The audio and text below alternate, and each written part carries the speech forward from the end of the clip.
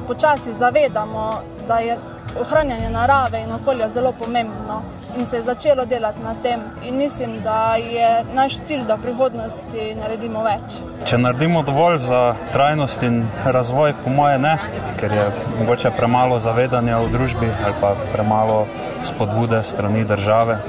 Pa tudi nekako mislim, da to bo rabilo čas, da pride v neko družbeno zavest ali pa kulturo. Tako da zaenkrat ne.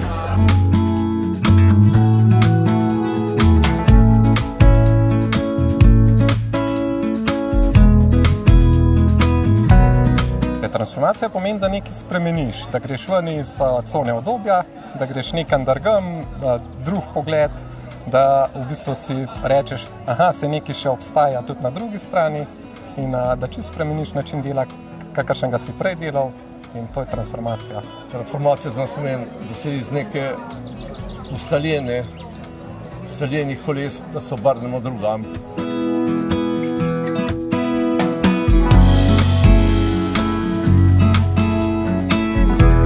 To je čisto enostavno, da ustvarjamo delovna mesta, kjer se zaposleni počutijo varne, stabilne, dobri odnosi, da lahko vsi normalno živimo in v tej smeri, kot vsi gremo, digitalizacija, manjša poraba, da se zavedamo, da ne delamo dodatne škode. Torej, naša vizija je, da čim več ljudi navdušimo na način avtodomarstva, za katerega mi menimo, da je dobra stvar, da ljudi pomerja, da jih pošilja nazaj k naravi, da dobijo ta stik in s tem tudi zmanjšuje stres.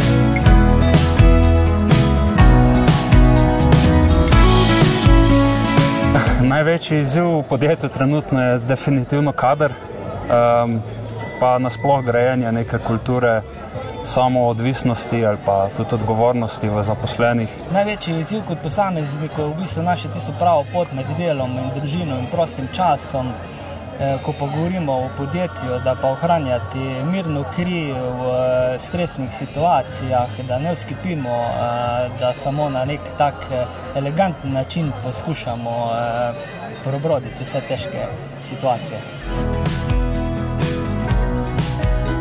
Predvsem spodbuda.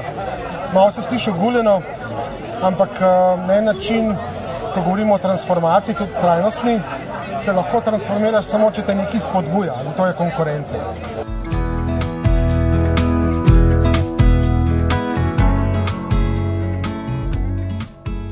Prej smo imeli predavanje, da smo solidarni, pa da bi čim bolj razvijali človeške odnose.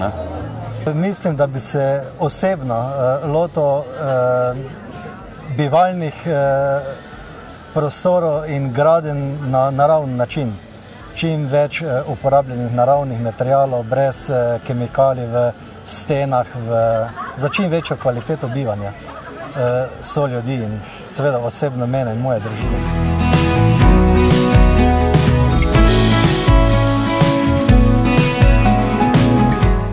Skušam zavzemati, pa verjetno mi ne uspeva vedno, da bi zgradili kulturo, kjer je res komunikacija odprta, da lahko tudi v bistvu podrejeni igrajo nadrejene oziroma povedo svoje mnenje, sprejmeš čim več mnenj, potem na koncu pa sam izbereš, kaj boš s tem mnenjem naredil.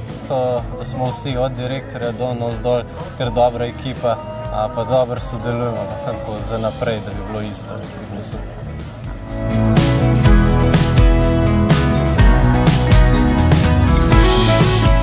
Se trudimo biti zeleni in odgovorni do okolja in pa da dejansko nekako v vsej tej situaciji še vedno napredujemo in delujemo naprej. Držimo to tradicijo in dejansko se trudimo delati naprej dobro.